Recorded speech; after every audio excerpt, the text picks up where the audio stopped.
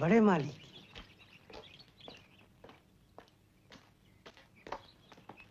नमस्ते बड़े भैया। नमस्ते। वो बगीचा वाली कोठी का केस शुक्रवार को है ना? वो मुझे तो मालूम नहीं बड़े भैया, वो तो राम देखता है। What nonsense! तुम मैनेजर हो, ये उल्लू की तुम। तुम्हें केस का कुछ मालूम नहीं, तुम्हें कामकाज की कोई खबर नहीं। वो जो हिसाब में जो 20 रुपया 10 पैसा का घपला निकला था, 10 रुपए 20 पैसे का। वही उसका हिसाब मिला? वो बड़े भैया वो नहीं मिला ना? देखो, ध्यान से काम नहीं करोगे तो यहां से निकाल दूंगा। रिश्तेदार होने का लिहाज नहीं करूंगा। राम प्रसाद कहाँ है? मैं यहाँ हूँ सर। सर घड़ी देखी? अच्छी है, इंपोर्टेड है ना? मैं इस घड़ी के बारे में तुम्हारी राय नहीं पूछ रहा हूँ। ये तुम्हारे दफ्तर आने का वक्त है।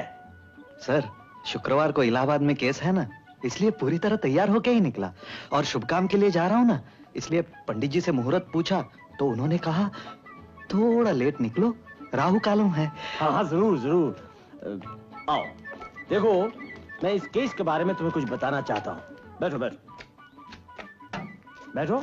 नहीं ठीक है। बैठो। गर्दन ऊंची करके बात करने में मुझे तकलीफ होती है। देखो राम प्रसाद, किसी न किसी तरह से इस केस को जीतना ही पड़ेगा। तुम्हें मालूम है कि आज से 53 साल पहले मेरे दादा ने यह केस दायर किया था।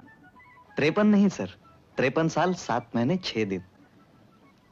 अब तो जबानी याद हो गया है। हाँ। श्री श्यामाचरण उपाध्याय एडवोकेट उस बगीचा वाली कोठी में किरायादार थे, लेकिन उन्होंने कब्जा नहीं छोड़ा। कहने लगा तुमने 12,000 में ये कोठी और बगीचा खरीदा है, अभी ये मुझे 16,000 में बेच दो। दादा नहीं माने और ये केस दाग दिए। आज उस प्रॉपर्टी की कीमत है 2 लाख रुपए। मगर तुम जानते हो आज तक इस मुकदमे के लिए हमारी तरफ से कितना रुपया खर्च हो चुका है? हाँ सर, 4.25 लाख रुपए। इतना ही नहीं, ये केस लड़ते लड़ते 6 वकील मर गए, ये 7वां है। समझ गए ना? अब ये केस हमारे खानदान की इज्जत का सवाल हो गया है। इसी चक्कर में मैं बनारस गया था शास्त्री जी से मिलने। उन्होंने केस जीतने के 2 उपाय बताए। वो क्या सर? पहले ये बताओ, हमारे 7वें वकील का नाम क्या है? नारायण पांडे। ये सत्यानाश हो गया। क्यों सर, क्या हुआ? अरे शास्त्री जी ने कहा है जीतने के लिए हमारे वकील का नाम र या प से शुरू होना चाहिए। तो फिर ठीक ही तो है सर, उनका असली नाम है राज नारायण पांडे। तो राज छोड़ क्यों दिया? मुवक्किल नहीं आते थे, नाम सुनते ही पॉलिटिशियन समझ के भाग जाते थे वो।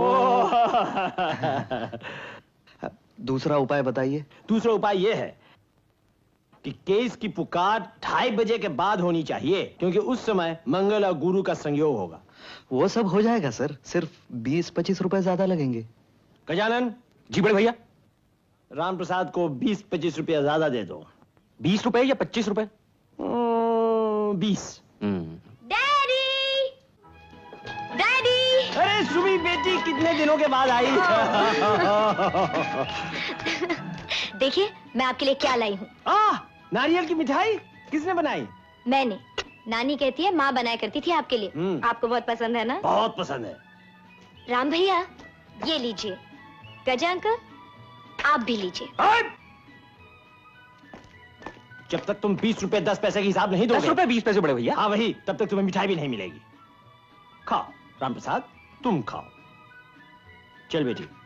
हाँ डैडी, नानी इंतजार कर रही है। चल।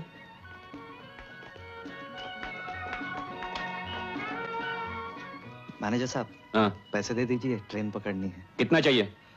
500 रुपए वकील की फीस, 200 राह खर्च और ऊपर से वो 20 रुपए। मुझे एक एक पाई का हिसाब चाहिए, समझे? एक गिलास पानी पीऊंगा तो उसकी भी रसीद लेता आऊंगा। देना पड़ेगा तुम्हें, समझे? चलो।